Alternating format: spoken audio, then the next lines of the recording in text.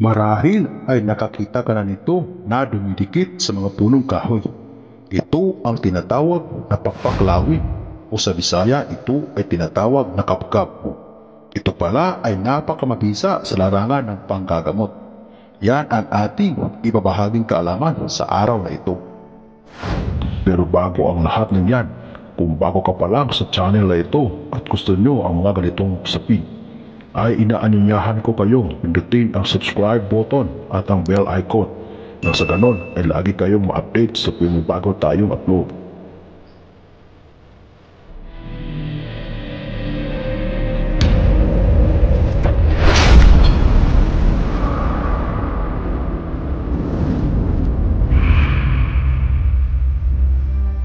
Ginagawang saranggola, ginagawang dekorasyon, ginagawang pang-display. Iilan lamang yan sa pwedeng gawin sa dahon ng pakpaklawin.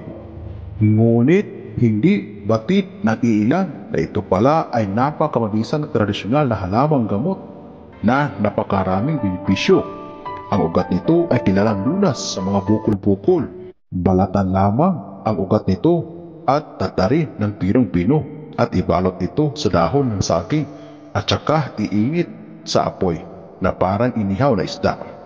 Pagkatapos ay kunin at yun na ang pantapal sa mga bukol-bukol. Ito rin ay mabisa sa may mga lagnat at konvulsyon.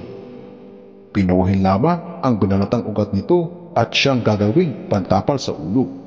Ang ugat ng pakpaklawin ay maaring pakuluan. Ginagamit rin itong lunas sa lagnat at saka bulati sa tiyan. Ang dahon naman ng pakpaklawin ay mabisa sa may mga problema sa prostate, UTI, kidney stone, meningitis, arthritis, mga pamamaga at ito rin ay nagpapatibay ng buto sa ating katawan. Pakuluan lamang ng 3 basong tubig ang tinatad na dahon nito sa loob lamang ng 5 minuto sa kamong ito inumin. Ilan lamang yan sa mga benepisyo na makukuha mo sa halamang pakpaklawin. Marami pa po pagagamitan ang halaman ito.